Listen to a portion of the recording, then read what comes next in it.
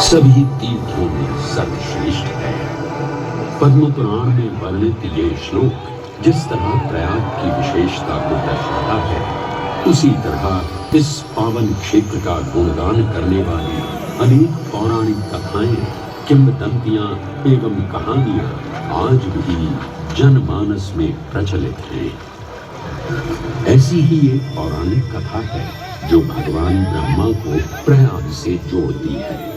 मान्यताओं के अनुसार भगवान ब्रह्मा को यज्ञ करने हेतु एक दिव्य स्थान की आवश्यकता थी। अरे यार, जिसके ये चयन लोग को लेकर वे बड़ी ही दुविधा में थे।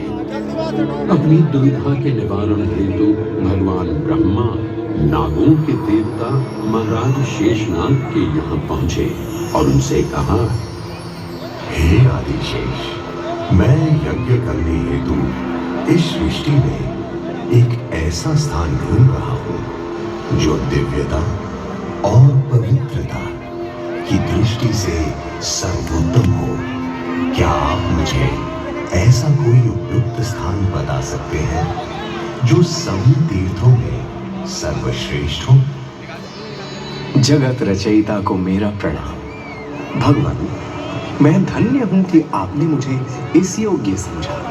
क्यों ना आप स्वयं ही सभी पवित्र स्थानों का मूल्यांकन करें। ऐसा कीजिए, आप तुला के एक पलड़े पर सप्तपुरियों को रखिए और दूसरे पलड़े पर भगवान विष्णु के स्थायी निवास प्रयाग को रखिए। जिसका भार सबसे अधिक आए, मेरे विचार में वही सर्वश्रेष्ठ तीर्थ होगा।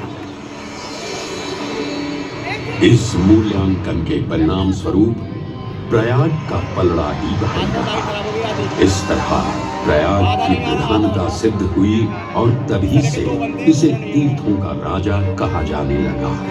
आज भी ऐसी मान्यता है कि भगवान ब्रह्मा ने गंगा नदी के पश्चिमी तट पर 10 अश्वमेध यज्ञ संपन्न किए थे।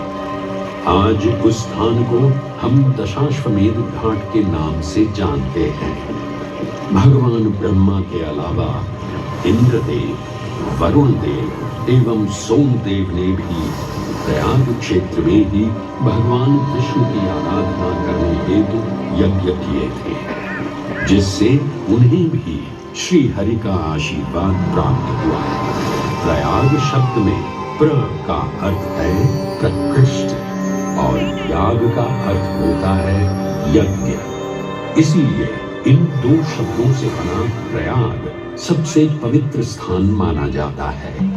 प्रयाग ही संसार में एकमात्र ऐसा पावन क्षेत्र है जहां 3 पवित्र नदियों का संगम होता है। इस संगम का भी एक अनूठा महत्व है।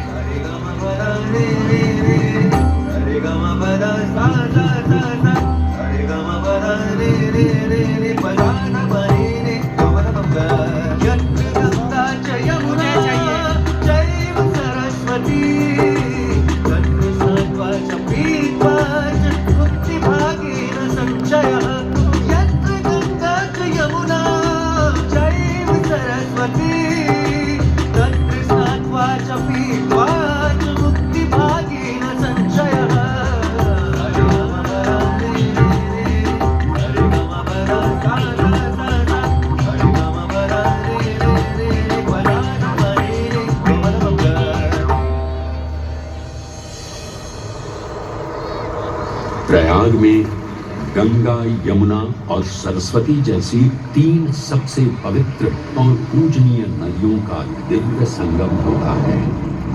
इन नदियों के संगम में स्नान करने एवं संगम का जल ग्रहण करने से मनुष्य मुक्ति का अधिकारी बन जाता है और इसमें किंचित भी संदेह नहीं है।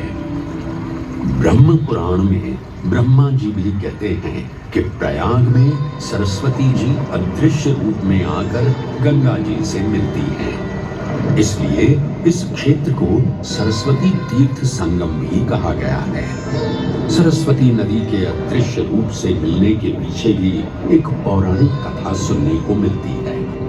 ऐसा माना जाता है कि बद्रीनाथ क्षेत्र की गुफाओं में जब वेद व्यास जी भगवान गणेश को महाभारत की कथा सुना रहे थे, तब उस क्षण सरस्वती जी हिम शिखरों से टकराते हुए अपना मार्ग बनाती हुई बड़ी ही तीव्र गति से बह रही थी। सरस्वती नदी के इस तेज बहाव से उत्पन्न होने वाली तेज ध्वनि वेद व्यास जी का ध्यान भंग कर रही थी। इसलिए महर्षि वेद व्यास जी ने सरस्वती जी से वेग और ध्वनि को कम करने का आग्रह किया।